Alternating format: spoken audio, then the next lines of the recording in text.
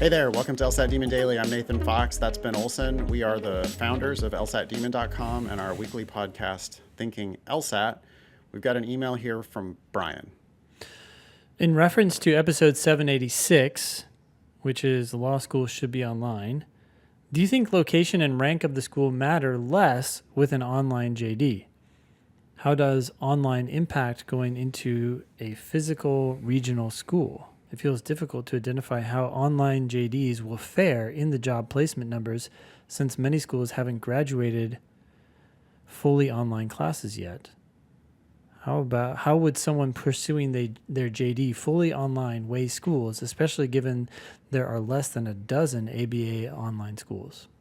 People need to get their own job anyway, independent of what the school's going to do for you. I think people assume that if they just they're going to go to law school and then it's like, oh, well, career services, they're going to sort me out and I'm going to get a job because of career services. That's not how it works. You're going to hustle your way to a job. So what do you, Brian, want to do? What area of law are you looking to practice in? Do you have any connections to that area of law? If not, can you start building those connections to that area of law? And when you do an online JD, I mean, look, there's no difference between in-person and online education as far as like the substance of it. You're going to learn the exact same shit. The exams are going to be the exact same exams. And so like the action happens in your summers, especially your summer after your 2L year. If you want to go in big law, that's where you're going to be involved in on-campus interviewing based on your first year grades. You start doing OCI during your second year, then you get hired for a job after your second year of law school. I don't know how online, have you heard anything about that, Ben? How online JDs are going to do OCI, or if they are going to have OCI? Maybe they'll just do them in Zoom, or maybe no, I haven't heard anything, but I guess what I keep thinking, and touches on what you just said. It seems better. It seems way better than what OCI is normally. OCI normally is like a bunch of people in suits, like stalking the hotel. Like they'll rent out a whole floor of like a local hotel so that they can have the different suites for all of the different firms that are there. And then it's this whole big stress bomb and everybody's sitting there with their suit and their briefcase or their padfolio or whatever. And they're like just sitting there stressfully waiting for their appointment to go in one room. Instead, you could just be online and there could be firms from all over the country in the room. I mean, it does seem like they could do it better. I just don't know if they are. Yeah, and I wonder how important the medium is to getting those interviews and then getting those callbacks from those OCI interviews. But in any case, I just think about online schools. Okay, so they are hosted by a physical school, which has a rank. I think if you get a JD online or in person, I'm speculating here, but I don't think any employer is going to give a fuck. I think they're going to be the exact same as if you got that degree there. They're just going to say, what? You got a degree from this school? Oh, okay. That's a local school. It has this rank.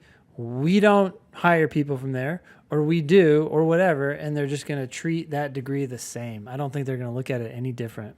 I agree. Yeah. They might not even see it on your resume. No, you just have a degree, right, from that school. Or they might not see it on the transcript. It's just going to be whatever the school is. That's the name that they're going to see. And I can't imagine that it's going to hurt you at all. I mean, even if your JD is fully online, presumably you are going to have rights to go to that school.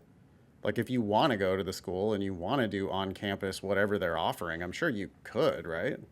Yeah, it's just their way of expanding their reach. They're just trying to get more bodies paying them money. So I would do the same thing we do with all our schools. What's the rank to the extent that that is remotely important? Yep. How much are you going to have to pay? Yep.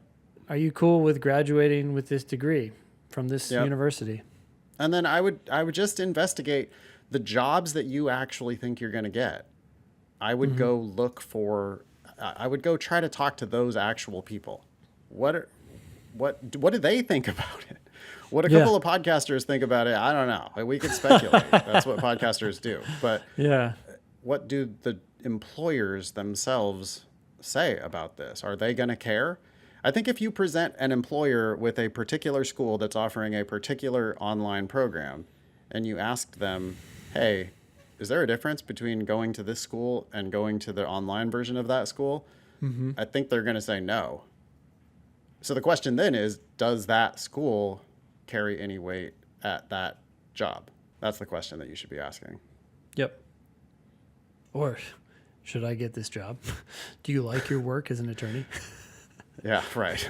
And when they say no, you should listen to them. So many people that go down this road where they're like, yeah, my mom and dad are lawyers and they keep telling me not to do it. Also, yeah, I got this mentor professor at school and he's telling me also I shouldn't do it. But I don't want to be that kind of lawyer. I want to be a different kind of lawyer. So I'm going to do it anyway. Those are the very cringy stories. Brian, let us know what you find out and let us know who you reach out to. Just reaching out to people in the legal field is going to be a huge win. If you listen to this episode and go do that, you're going to learn so much more than what you will learn from this episode. And yeah, please don't take our speculation to mean anything. Please go out there in the world and try to do some investigations on your own. Thank you for writing in, though, Brian. Yeah, thank you. Email daily@lsatdemon.com if you'd like to ask us a question or share some LSAT or law school admissions news. Thanks for listening.